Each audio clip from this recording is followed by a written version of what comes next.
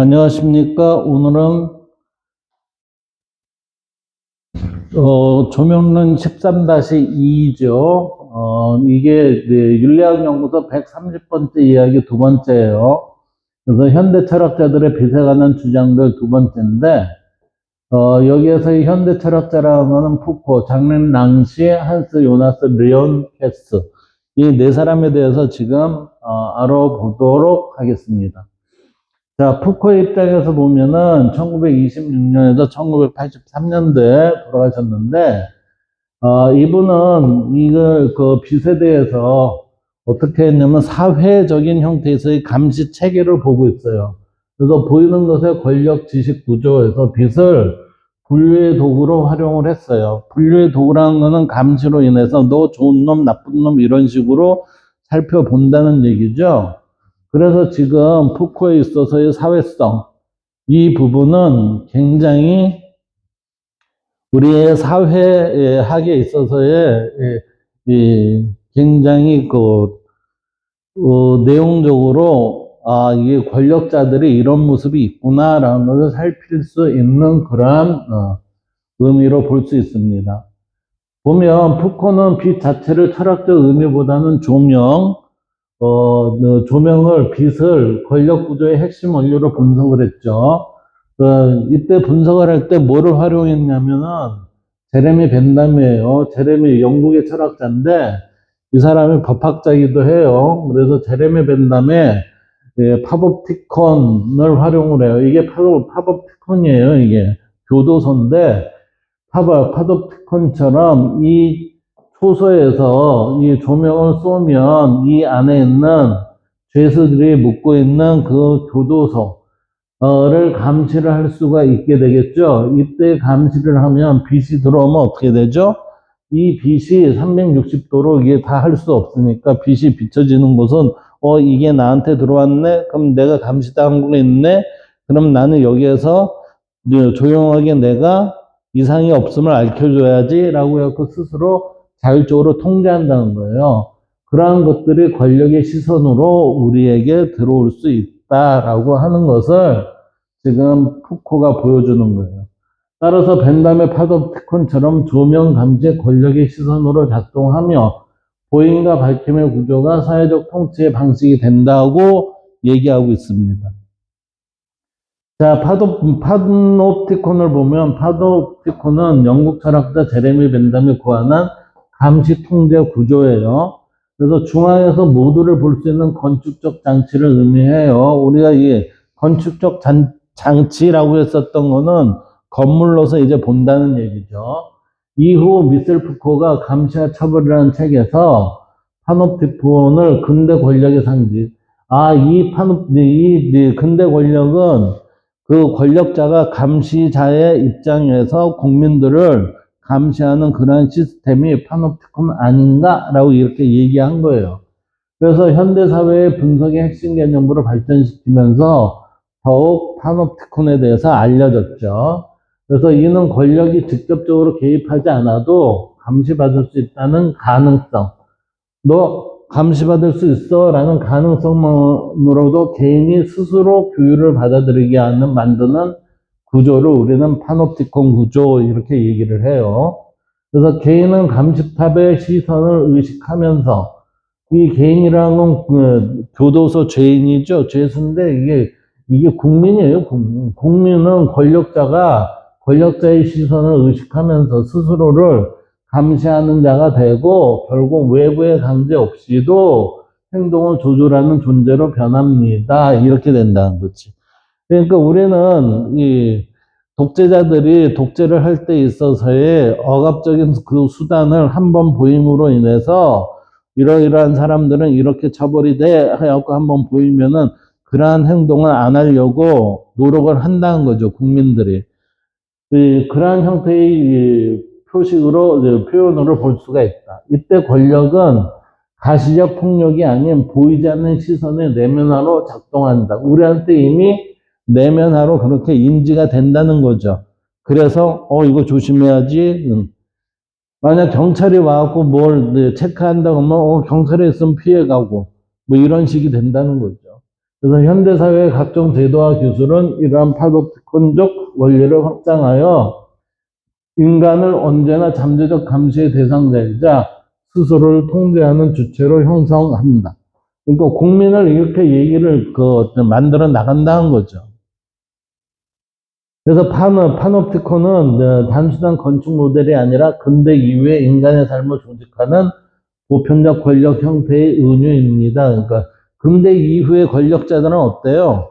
국민들을 그러니까 보이지 않는 소나기에 억압을 하면서 자기의 권력을 유지하려고 많이 애를 썼다. 이 얘기를 지금 미셀 푸코가 얘기해 주는 거예요.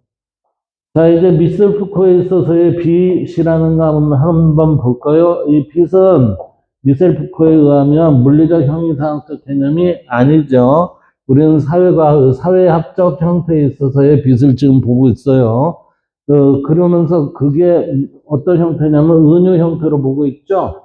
그래서 그의 사상 곳곳에서 빛은 가시성이라는 건 우리 눈에 보여지는 그러한 형태의 능력인데, 이때 미셀 푸코에 있어서의 가시성은 어떻게 보냐면은 권력 지식 체계가 무엇을 보이도록 만들고 가리도록 만드는 구조를 가시성이래요. 그러니까 권력자에 의해서 국민들이 통제되고 그냥 가만히 놔두고 하는 그 부분을 보여주는 형태, 그것을 가시성으로 지금 미셀 푸코는 얘기하고 있어요. 이런 가시성과 권력의 작동 방식을 상징하는 핵심 은유로 등장을 합니다. 라고 하니까 빛을 어떻게 해요? 진리의 드러남이 아니라 미셀 푸코는 감시의 하나의 흐름으로 지금 보고 있는 거죠. 그래서 푸코에게 빛은 인식의 계시나 존재의 진리라기보다 권력의 대상을 드러내고 배열하며 통제하는 시각적 체계입니다. 결국은 통제하는 시각적 체계예요. 예. 그래서 푸코에게서 빛은 진리를 밝히는 순수한 계시의 상징이 아니라 근대 권력이 작동하는 방식 자체를 보여주는 하나의 장치입니다. 그래서 그는 사회를 단순히 억압과 금지로 움직이는 곳이 아니라 무엇을 보이게 하고 무엇을 보이지 않게 하는 그 가시성의 배열을 통해 인간을 규율하는 체계로 이해를 하게 되죠. 그래서 이때 보이고 보이지 않게 한다는 것은 결국 인위적 꾸밈, 가식. 그래서 우리는 권력자는 자기의 권력을 유지하기 위해서 국민들한테 자기의 못된 짓 하는 건 안 보이고 그냥 그럴듯한 형태의 가식의 모습을 드러낸다는 거죠. 그래서 그러한 이제 독재자의 모습이 있는 반면에 제대로 된 지도자는 있는 그대로를 드러내는 것, 참을 드러내고 거짓을 잠재우는 그런 지도자도 있는 거죠. 이때 빛은 중립적 조명이 아니죠. 이 빛이라는 건 결국은 감시라는 거죠. 이때는 중립적 조명이 아니라 누구의 편이에요? 권력자의 편이라는 거죠. 그래서 권력이 대상을 드러내기 위해 조직한 시각적 체계는 이 시각적 체계이다. 이러한 시각적 체계는 뭐예요? 자연스러움이나 인위로 정치의 체계를 보이게 하는 것입니다. 이때 자연스러움이라는 것은 뭐죠? 거짓의 형태로 인위적 꾸밈을 얘기하는 거예요, 이게. 만약 이걸 자연스럽게 드러냈다는 것은 후자의 경우겠죠. 예. 그래서 빛을 통해, 즉, 이 보여짐이라는 감시죠. 감시를 통해 인간은 관찰되고 분류되고 평가되며 그 관찰의 결과는 다시 규범을 강화하는 지식으로 축적됩니다. 이때 규범이라는 거는 우리는 규범이라는 건 자율적인 게 있고 타율적인 게 있어요. 이때 자율적이라는 건 도덕적인 거고 타율적이라는 건 법이나 규칙이에요. 그러면 독재의 권력이 추구하는 뭐겠어요? 자율적인 도덕의 입장을 취하겠어요? 아니요. 법을 취한다고요, 법. 따라서 법을 우리는 법 하는 나라에서는 그 다음에는 나가는 길이 독재예요. 그래서 우리는 지금 이 규범을 강화하는 지식으로 축적된다는 얘기는 법을 강화하는 형태로 축적이 됩니다. 따라서 이 감시라는 것은 드러난 보여짐은 지식과 권력이 결합된 구조. 그러니까 이때의 지식은 못된 지식인들과 그 권력, 독재자들이 결합된 구조가 국민들을 대상으로 삼고 그의 삶의 세부까지, 국민의 삶의 세부까지 간섭하는 방식을 물질적으로 구현하는 것이 감시이다. 이렇게 되는 거죠. 그래서 파놉티콘의 사례는 이를 잘 보여줘요. 왜? 파놉티콘이 이러한 모습이기 때문이에요. 파놉티콘은 감시탑이 있죠. 어둠 속에 숨고 수감자의 방은 밝게 드러나는 있는 그 구조죠. 따라서 빛은 뭐죠? 이 교도소 안에 있는 그 죄수들을 통제하는 도구가 되죠. 따라서 수감자는 실제로 감시자가 그곳에 있는지 여부와 상관없이 자신이 항상 빛 아래 노출되어 있다고 느끼죠. 그러다 보니까 스스로 행동을 통제하게 된다. 이렇게 되는 거예요. 그래서 푸코에 따르면 이러한 빛의 체계는 감옥에 한정되지 않고 병원, 학교, 군대, 공장 등 군대 제도의 전반에 적용되고 인간을 더 잘 보이도록 만들고 그 보임을 통해 교육을 하도록 만든다. 그래서 빛은 군대 권력이 작동하는 방식과 규율의 메커즘을 가장 잘 드러내는 은유이자 기술적 장치입니다. 뭐가요? 이 빛이라는 건 감시예요, 감시. 어디에 감시예요? 파놉티콘에 있어서의 감시탑의 감시의 의미입니다. 그래서 푸코에게 빛은 진리의 상징이나 존재의 계시가 아니라 인간이 언제나 시선에 노출되어 있다고 느끼게 만드는 감시적인 조명이며 그 조명 아래에서 개인은 스스로를 감시하고 스스로 규율하는 주체가 되겠죠. 그래서 푸코에게서 빛은 근대 권력이 시선을 통해 작동하는 방식, 즉 보이게 함으로써 통제하는 권력의 핵심 구조를 이루는 것입니다. 결국은 파놉티콘의 이 사례는 뭐냐면은 독재의 하나의 사례예요. 독재의 사례. 독재의 사례이자 독재로 나아가는 하나의 방식을 표현한 겁니다. 여러분들 법 하는 게 법이 좋은 것 같죠? 아니요. 법 다음에는 독재예요, 독재. 그래서 법을 많이 강조하는 국가에 있어서는 그 다음은 반드시 독재자가 나오게 돼 있어요. 그 다음 장면 낭시예요. 이 낭시는 1940년도에 태어나서 2021년도에 돌아가셨습니다. 이 사람은 존재들의 공현전성이라는 표현으로 이것을 매질이라고 얘기를 했어요. 그럼 공현전성이 뭐냐 이거예요. 존재들의, 그러니까 이건 관계가 많다 이거죠. 관계가 많아요. 공현전성. 이 공현정성은 공이라는 건 빈틈 공간이 있다는 거예요. 그 공간이라는 거는 공간을 통해서 내가 드러나 있는 모습이 관계를 맺고 있다는 거예요.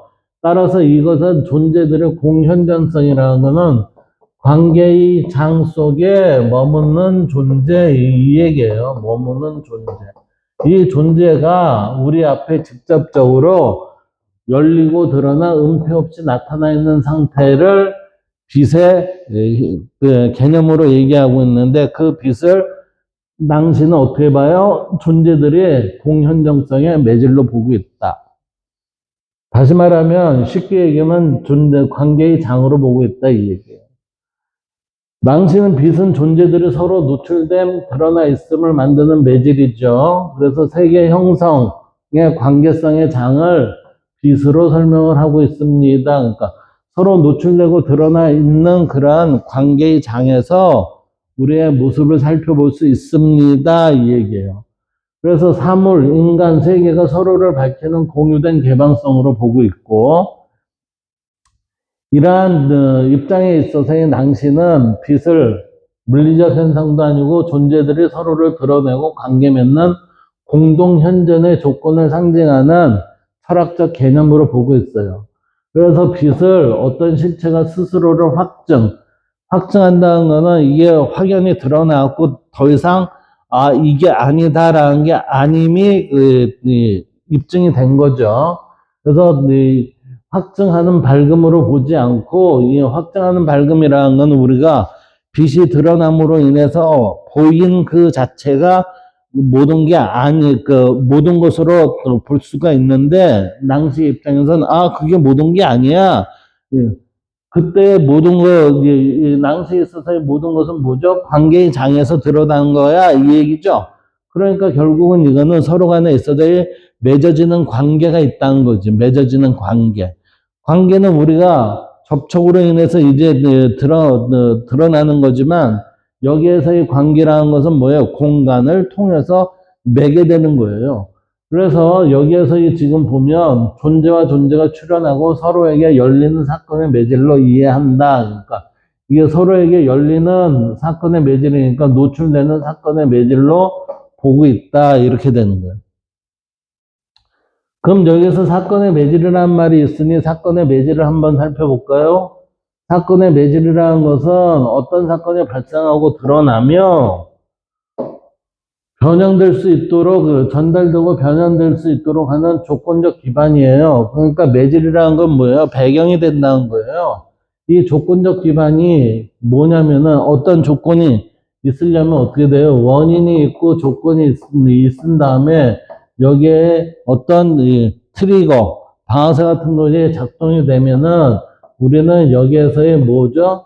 사건이나 사태 또는 어떤 생명체가 이게 발생이 되잖아요. 그런 게 우리는 하나의 불교의 연기론의 입장하고 동일하다고 볼 수가 있죠. 그래서 그러므로 사건은 단순히 무엇이 일어나는 것이 아니라 그 일어남이 가능해지는 환경, 장, 매개 구조를 통해 비로소 성립한다라는 것은 원인과 조건이 구성이 되지 않으면 어떤 것도 발생이 되지 않는다라는 거예요.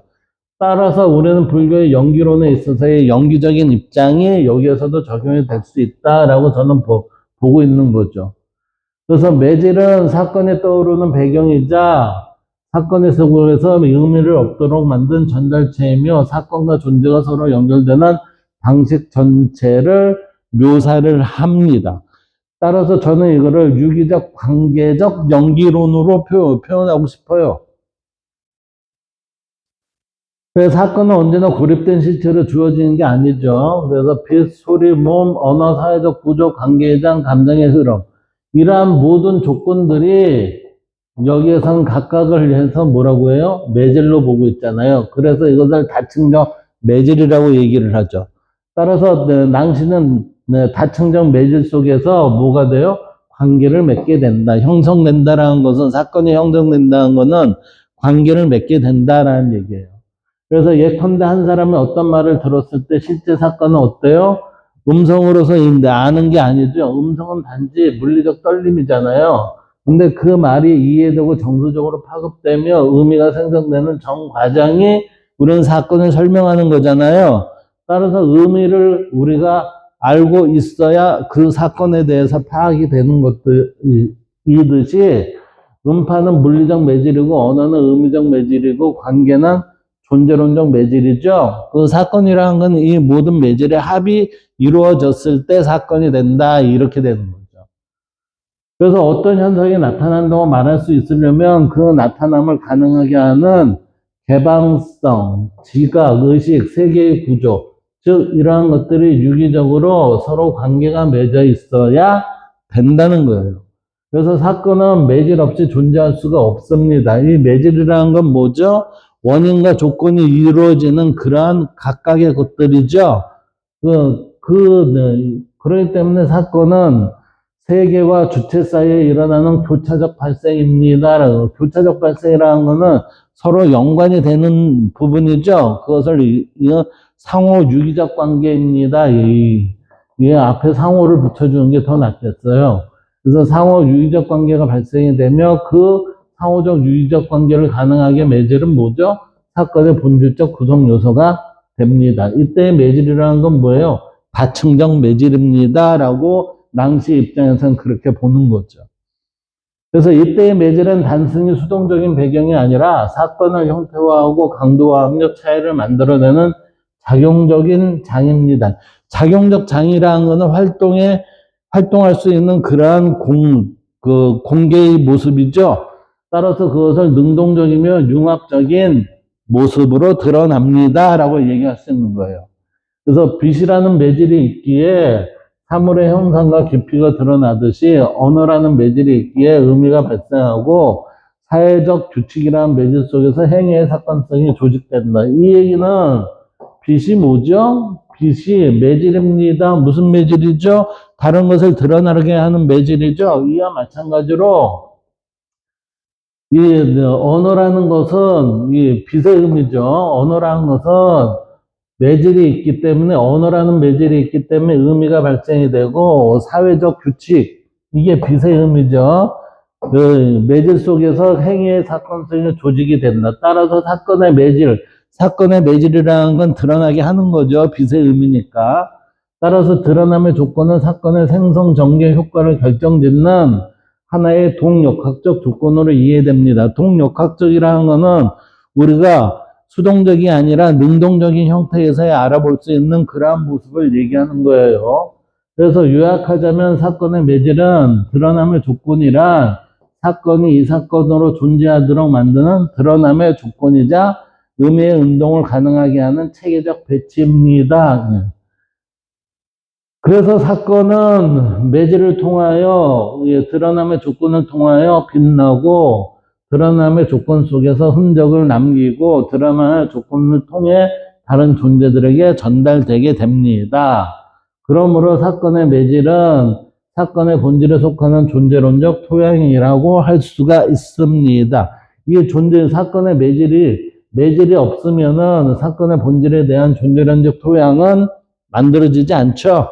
그래서 이게 매질이라는 게 빛의 의미지만 배경으로서의 모든 것을 우리의 드러나는 효과를 해주는 게 매질의 모습으로서 빛입니다. 이렇게 얘기하는 거예요.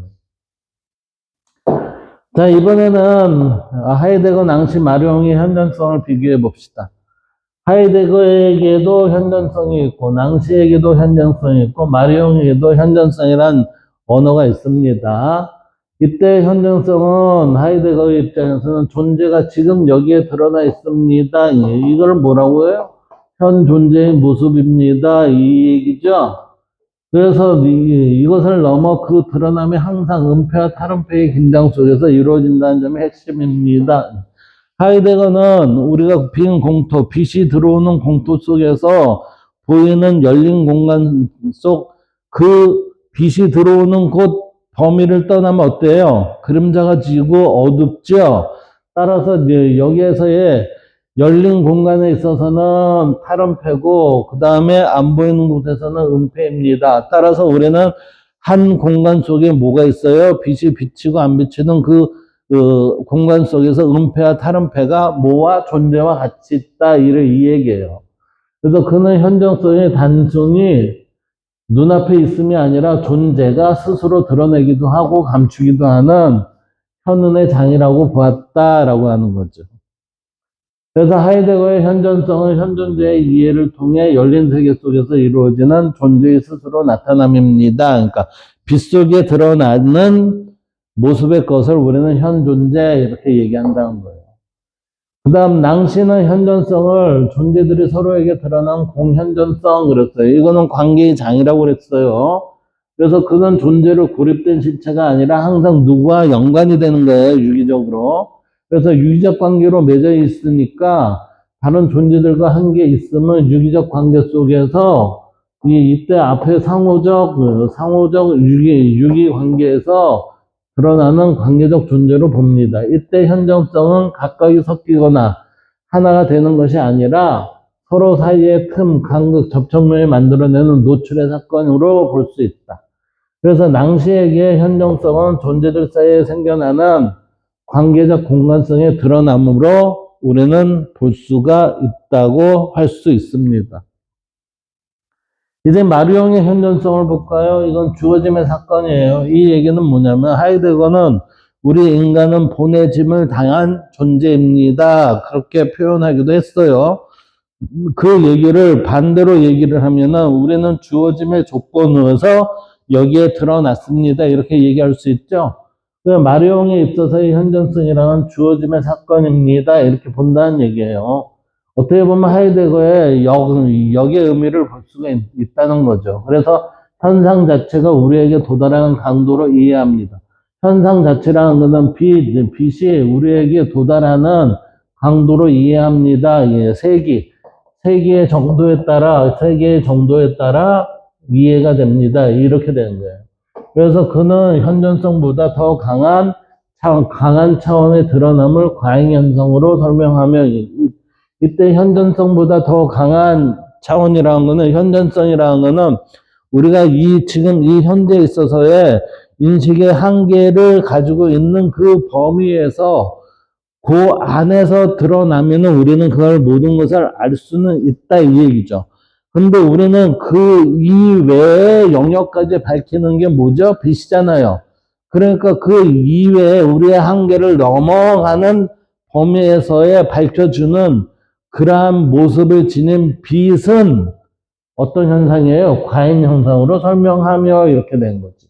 이때 현존성은 우리가 지각하고 구성한 것이 아니라 현상이 우리를 압도하며 넘쳐흐르는 방식으로 자기 자신을 준다는 점이 중심이다. 그래서 마리옹에게 현존성은 의식이 만드는 것이 아니라, 의식이 만든다는 것은 우리한테 있어서의 인식의 한계가 있다는 얘기죠. 그 인식의 한계 너머의 것을 빛이 우리에게 주고 있다라는 거죠. 그래서 그것이 과잉 형상, 이런 거예요. 그래서 의식에게 스스로를 과잉으로 주는 현상의 자기도래입니다. 현상의 자기도래라는 건 누가요? 빛이잖아요. 이럴 때 의식에게 스스로를 과잉으로 주는 현상, 누가? 존재가 또는 빛이, 이렇게 되는 거지. 이 세 사람의 현존성을 요약하면 이렇게 볼 수 있어요. 하이데거는 존재, 은폐, 탈은폐의 장에서 드러나는 존재의 현존성이고, 낭시는 존재들 사이의 틈에서 발생하는, 이 틈에서 발생한다는 것은 개체와 개체 사이에 있어서의 관계를 맺는 것은 그 사이에 틈이 있죠. 틈이 있으면서 관계를 맺는 것, 그게 공현존성이라고 보는 거예요. 그래서 공동적으로 드러나는데 함께 드러남입니다라고 보는 거고, 마룡의 현상이 스스로를 넘치도록 주는 과잉 형상, 이 주어짐의 현정성을 말하고 있습니다. 나의 한계 넘어서 빛이 우리한테 세계가 주어진 부분을 우리는 빛의 현존성을 얘기하는 게 마리옹의 입장이죠. 그래서 세 사람은 모두 드러남이라는 걸 다루지만, 하나는 하이데거는 존재의 구조, 낭시는 관계의 공간, 마리옹은 주어짐의 강도라는 서로 다른 차원을 밝히고 있습니다. 여덟 번째는 한스 요나스인데, 이 사람은 1903년에 태어나서 93년도에 돌아가셨어요. 이 사람의 주된 이론은 생명 존재론, 기술 문명 비판, 책임 윤리, 이 세 가지의 큰 항목이에요. 그렇지만 이 사람의 이 세 가지 속에 들어있는 건 뭐냐면 인간 존중이에요. 인간 존중에 이게 가득 차 있어요. 따라서 이 사람이 지금 빛을 어떻게 보냐면 생명 현상의 조건으로서 보고 있는 거예요. 한스 요나스는 생명 철학에서 빛은 감각, 의식, 생명의 발전에서 핵심적 요소이며, 이 얘기는 봐요. 감각과 의식과 생명이 있다라는 얘기는 뭐예요? 빛이 내재되어 있다, 이 얘기예요. 그리고 식물의 광합성부터, 식물은 빛이 있어야 광합성이 되죠. 그러니까 지금 모두 우리는 감각과 의식, 생명이라는 것과 식물에 있어서의 광합성은 빛으로 인해 드러납니다라는 얘기를 하는 거예요. 따라서 이것을 인간의 시각으로도 생명 드러납니다. 뭐가요? 빛이 생명에 있음을 보여주는 것이다. 그러므로 빛은 생명체의 뭐예요? 목적성 실현의 근본적 조건이 됩니다. 빛이 있다는 것은 내가 살아있다는 거죠. 살아있다는 얘기는 그 빛으로 인해서 내가 자아 실현, 자기 완성을 해 나갈 수 있는 토대가 되는 거잖아요. 따라서 뭐예요? 생명체의 목적성 실현의 근본적 조건은 뭐예요? 생명이 있음입니다. 라고 하는 얘기를 하는 거예요. 이제 한스 요나스의 생명체의 목적성이라는 것을 한번 살펴볼까요? 한스 요나스는 생명체를 단순한 물질적 구조의 산물이나 기계적 시스템으로 보지 않고 자기 보존을 향해 스스로를 조직하고 유지하는 목적적 존재로 이해했습니다. 라고 하니까 자기 보존을 향해 끊임없이 스스로를 조직하고 유지하려는 자기 보존이라는 거는 자기 완성이죠. 자기 완성을 향해 끊임없이 스스로를 조직하고 유지하려는 이게 뭐예요? 과정적인 형태를 지금 이어나가고 있다는 거예요. 그것으로 인해서 목적적 존재로 이해했습니다. 자기 완성을 해 나가려는 존재입니다. 이렇게 되는 거죠. 그의 목적성 개념은 생명체의 존재 방식 그 자체에서 각각의 생명체의 존재 방식 그 자체에서 뭐예요? 발생하는 거예요. 이 얘기는 뭐죠? 모든 생명체는 자기의 생명을 보존하기 위해서는 자기 나름대로의 에너지가 되는 것을 구하려고 하잖아요. 그 먹이의 행동이잖아요. 그 발생하는 것으로 외부에서 부여된 기능이나 계획이 아니라 생명체가 살아남기 위해 내가 살아남기 위해 스스로 만들어내는 내적 지향성을 의미합니다. 내가 살아남기 위해서는 내가 어떻게 해야 되지라는 그런 것이 내재적으로 어떻게 드러나는 모습이 있다라는 거지. 따라서 각기 모든 사람은 제가 어렸을 때 어른들이 하는 얘기가 뭐라고 그랬냐면은 아이들은 태어나면은 각기 자기가 먹고 살 수 있는 것을 다 가지고 태어납니다라는 그 얘기하고 일치하지 않을까요? 그래서 요나스에게서 생명체는 항상 불안정한 균형 속에서 그러니까 항상 생명체는 항상 불안정한 균형 속에서 그러니까 나의 생명을 보존하기 위해 노력하는 그 과정 속에서 자신을 유지하려는 과정적 존재이죠. 따라서 생명체는 외부 환경과의 물질 에너지 교환을 통해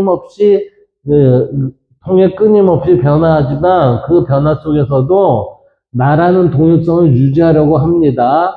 바로 이 자기 동일성 유지에 대한 지속적 노력이 생명체의 목적성을 구성합니다. 라고 했으니까 이때 생명체의 목적성은 자기 보존이 아니라 제가 보기에는 이제 자기 완성으로 들어간다고 이렇게 봐야 되죠. 이때의 자기 완성은 뭐예요? 우리는 성인이나 군자 이렇게 볼 수 있다는 거예요. 따라서 목적성은 의식이 있느냐 없느냐와 무관하며 모든 생명체의 물질적 구조 속에서 이미 내장된 존재론적 방향성입니다. 그러니까 이미 내장된 존재론적 방향성이라는 거는 나의 존재는 어떤 존재지라고 얘기를 하는 거. 그게 뭐죠? 그게 소명이에요, 소명. 그게. 칼빈의 소명.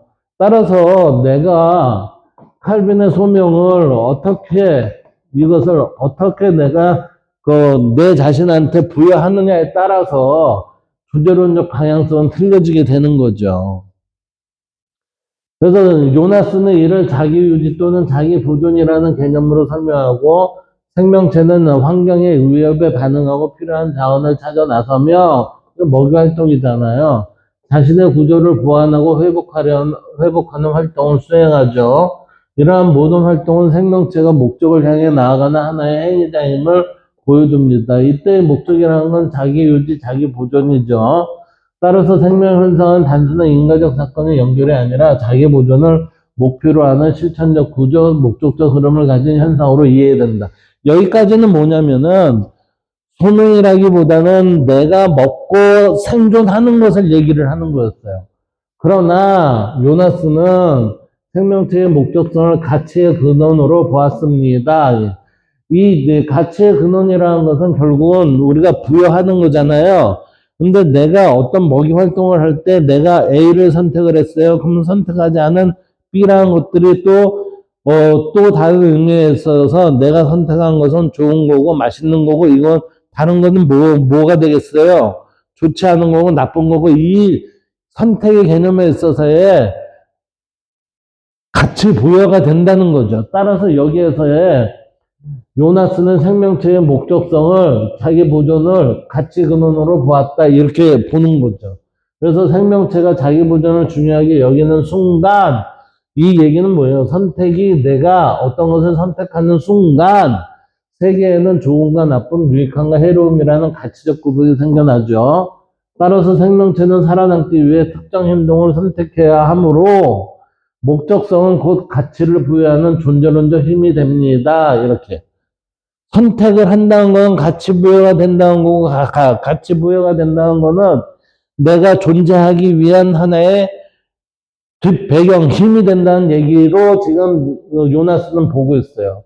이 점에서 생명체는 세계의 의미를 창출하는 능동적 존재이며 자기 스스로가 가치 부여가 되는 능동적 존재이며 인간이 책임윤리 역시 바로 이러한 생명적 목적성 위에 정추된다고 요나스는 보았다.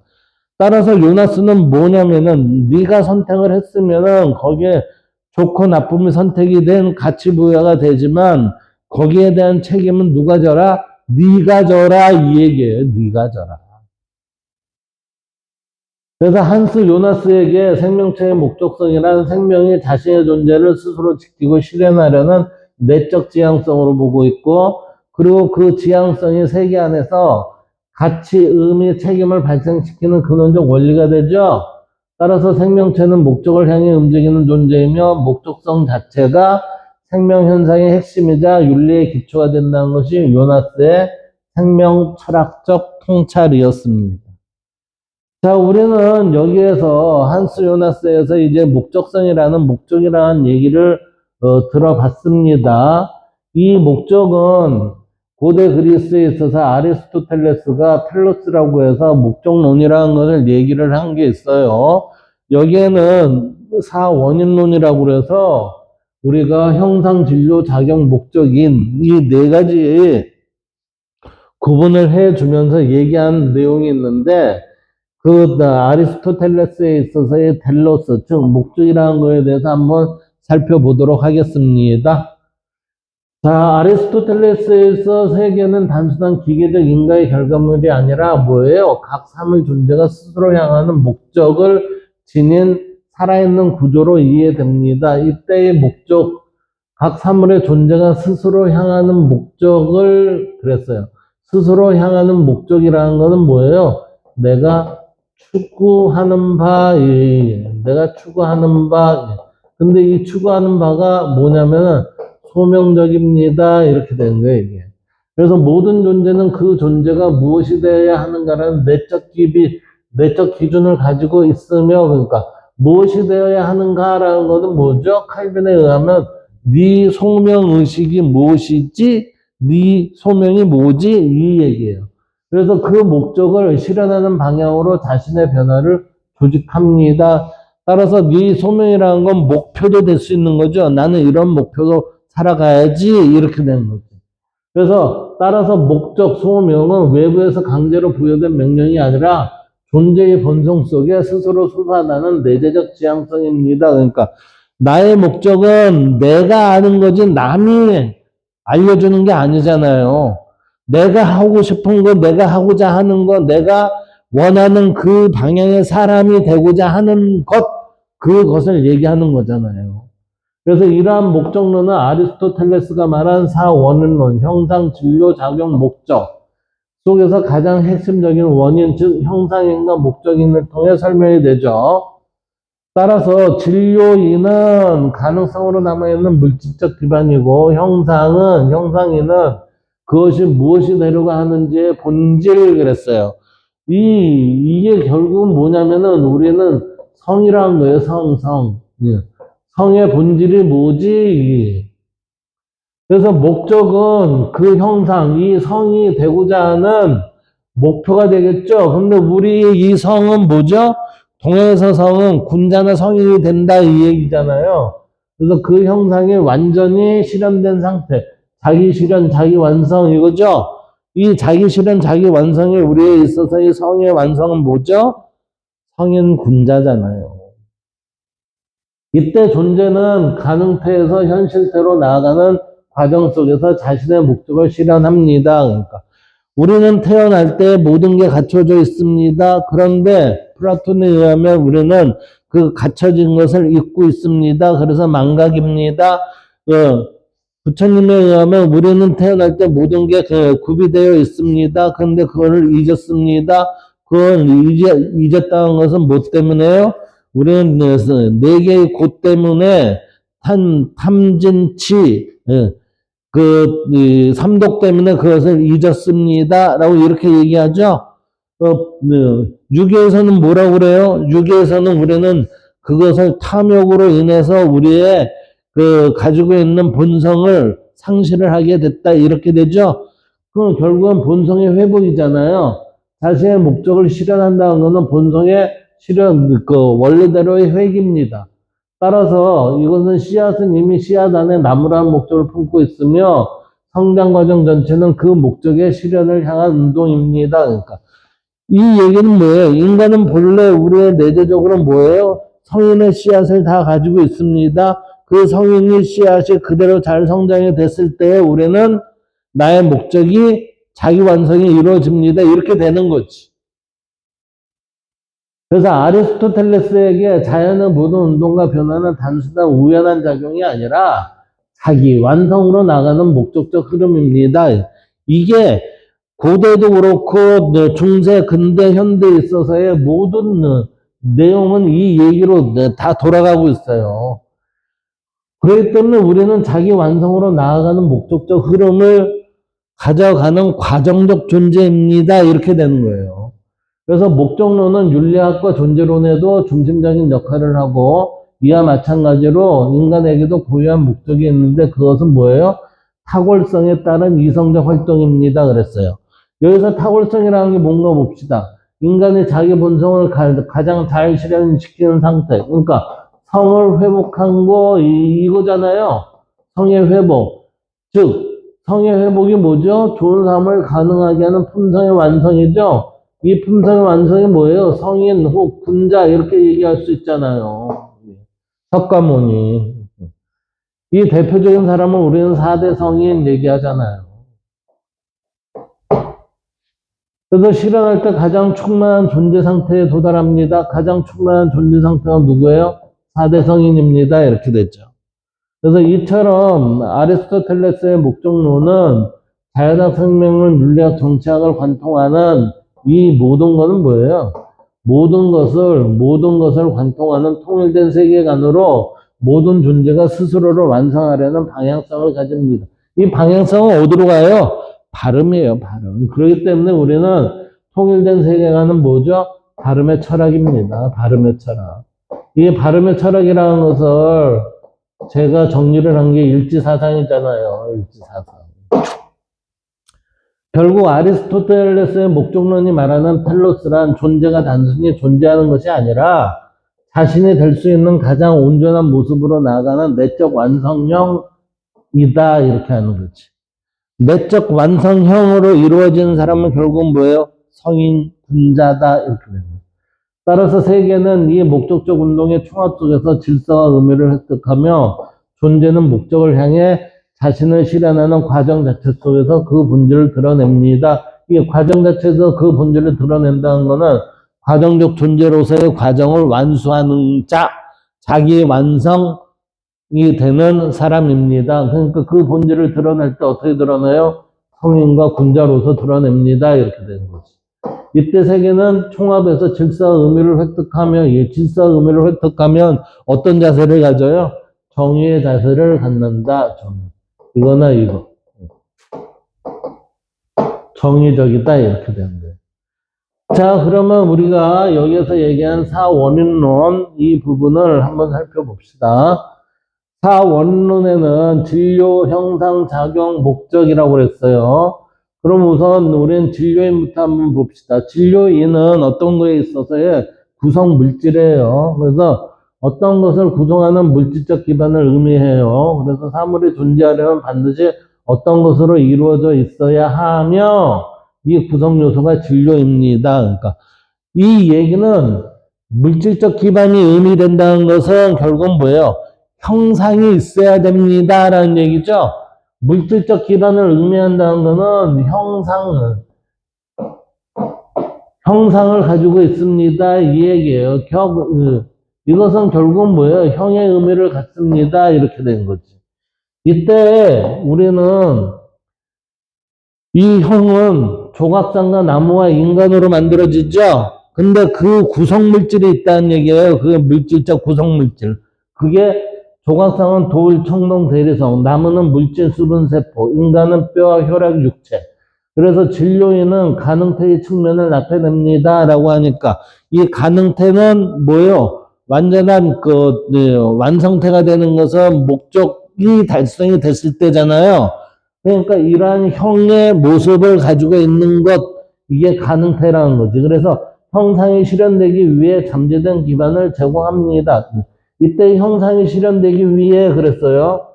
형상이 실현되기 위해. 즉, 우리 형의 존재로서의 자기 완성을 할 수 있는 거, 이거 뭐예요, 이게? 이게 성인이잖아요, 성인 분자.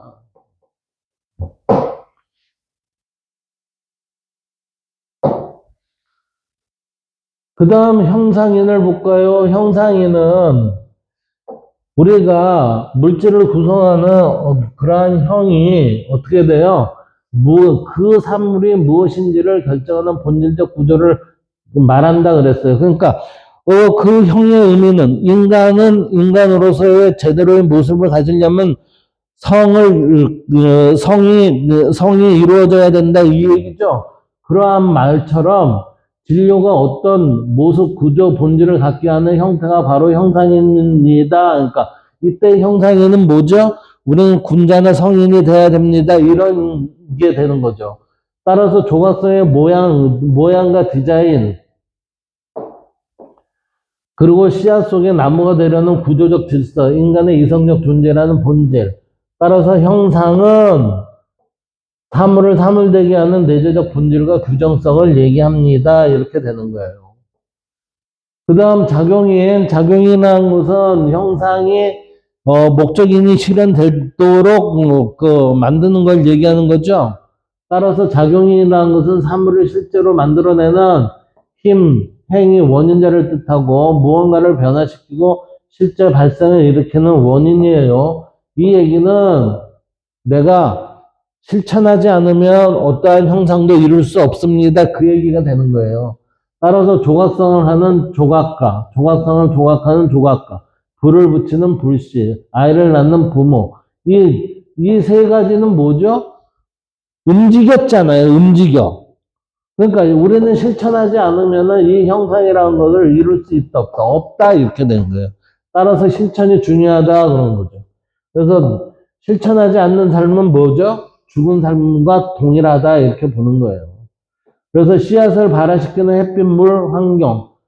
씨앗에 있어서의 그 활동이라는 거는 얘네들이라는 거죠. 그래서 작용인은 일으킴의 관점에서 원인을 설명한다. 오늘날의 원인 개념과 가장 가까운 요소를 우리는 작용인이라 할 수 있다. 자, 이제 목적인 볼까요? 목적인은 그것이 어떤 사물이 향하는 목적, 존재 이유, 델로스입니다. 그러니까 형상인이 이루어지는 것, 이 형상인이 이루어지는 것, 이 목표가 완성이 되는 것, 이것을 목적인이래요. 그래서 조각성이 만들어진 이유는 뭐죠? 장식과 개념, 예술을 목적으로 했기 때문에. 눈이 존재하는 목적은 뭐죠? 보기 위해서. 그 다음 인간 행위의 목적은 행복 추구를 위해서, 이렇게 행복을 얻기 위해서. 따라서 목적은 존재가 움직이는 지향성 완성의 방향을 설명합니다. 그래서 자연은 우연이 아니라 목적을 향한 내재적 운동을 가진다고 봅니다. 모든 자연은 목적을 향한 자연적 내재적 운동이다라고 이렇게 아리스토텔레스는 보고 있죠. 그 다음 이제 이 네 개의 사원인이 결합이 됐을 때 진정한 하나의 개체가 완성이 되는 거죠. 따라서 이게 보면 사원인의 통합적 의미, 사물은 단순히 하나의 원인으로 설명되지 않는다. 예를 들어 청동 조각상이라는 존재는 진료와 형상과 작용과 목적의 결합이다.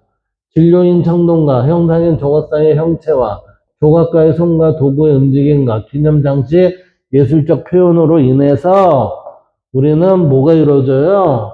이 모든 원인이 함께 작용할 때 비로소 그 사물은 존재하고 이 구조를 통해 아리스토텔레스는 세계를 단순한 물리적 인간관계가 아니라 존재가 스스로 목적을 향해 움직이는 살아있는 질서로 이해를 하게 된다라고 보는 거죠.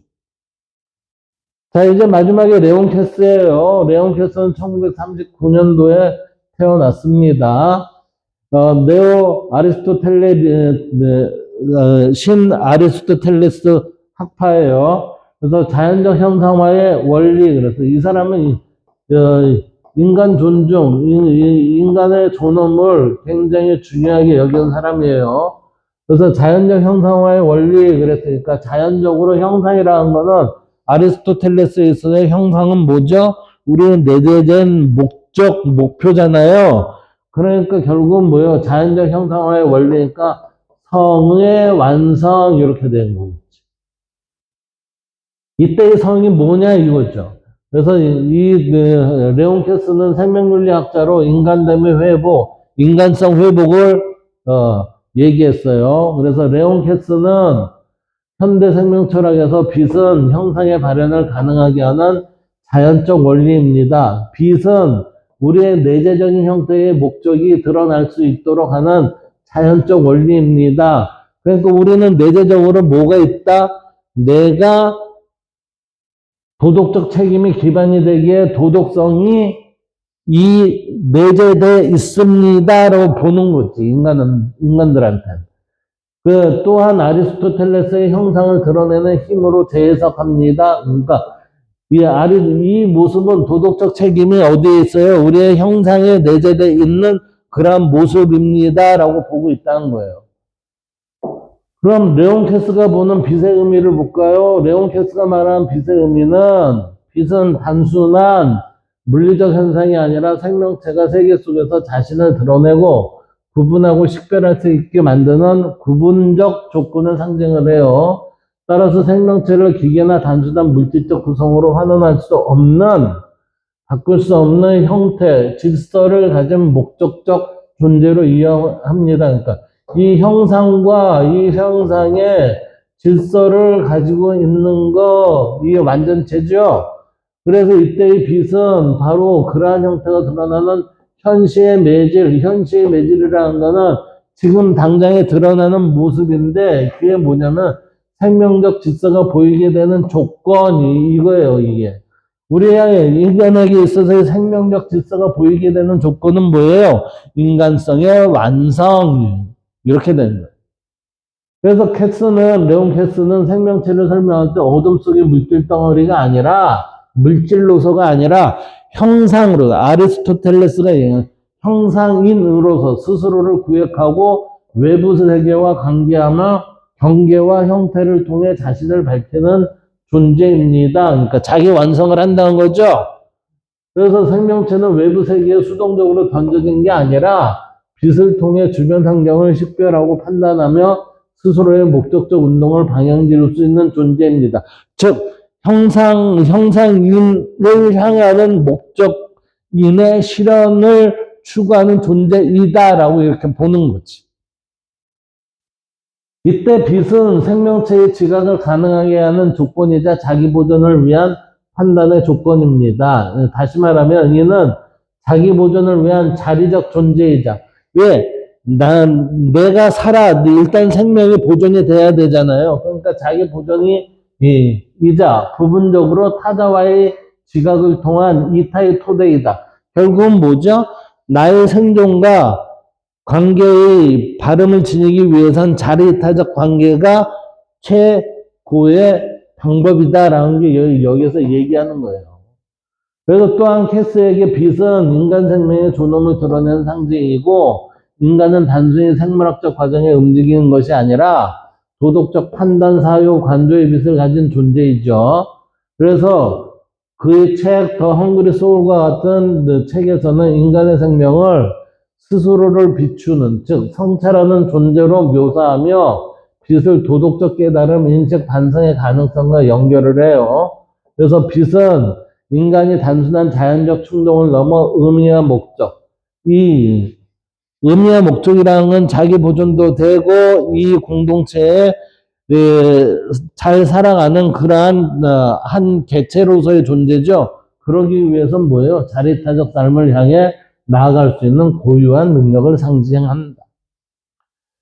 이거를 요약하면 빛이란, 레온캐스에게 빛이란 생명체가 세계 속에서 자신을 드러내고 지향성을 수행하게 하는 조건입니다. 그러니까 지향성이라는 것은 목적을 달성하는 거죠. 그래서 인간의 도덕적 지적 판단을 수행할 수 있는 인식의 매질이기도 하고 생명적 형식과 인간의 존엄성을 표현하는 현실의 상징적 구조이기도 하다. 그래서 빛은 생명을 단순한 물질의 조합이 아니라 빛은 의미, 형태, 지향성 가치를 가진 존재로 이해하게 만드는 핵심적 암시이며 그에게서 생명 철학 전반을 비추는 개념적 은유로 빛의 의미를 활용하고 있다. 그래서 이때 의미, 형태, 지향성, 가치라는 것은 인간의 상호성, 관계성, 공동체성이 포함된 존재로서의 의미를 말하는 거 아니겠는가 이렇게 볼 수 있다는 거죠. 자, 지금까지 우리는 현대 철학에서 빛 개념을 첫 번째와 두 번째에 있어서 두 번에 걸쳐서 지금 봤습니다.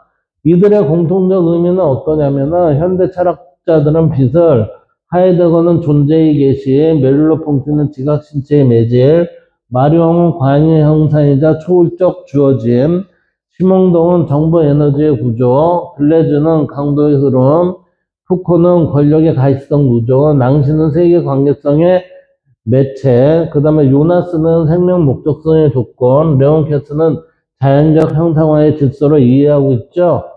자, 그러므로 빛은 더 이상 단순한 물리적 현상이 아니라 존재, 지각, 권력, 정보, 생명, 세계성의 전체를 열어주는 근본 구조로 이해하고 있습니다. 현대 철학에서 이 빛은 지금 이렇게 보고 있어요. 지금 이 얘기는 결국은 뭐냐면은 우리는 빛에 있어서의 형이상과 형이하의 관계에 있어서의 빛의 의미가 진리의 구현으로서의 표현이 되는 것이 진리이다라고 했던 부분이 현대 철학에서는 진리가 우리의 현대 사회에 있어서의 드러날 때 이 빛의 역할은 어떤 식으로 드러난다? 이와 같은 식으로 드러남을 얘기하는 거예요. 그럼 다시 말하면 이들의 빛의 개념은 형이상보다는 형이하의 입장에서 형이상을 참되게 구현하는 게 어떤 모습인가를 보여주는 한 사례들이다라고 그렇게 이해하면 될 것 같습니다. 여기까지 하겠습니다. 감사합니다.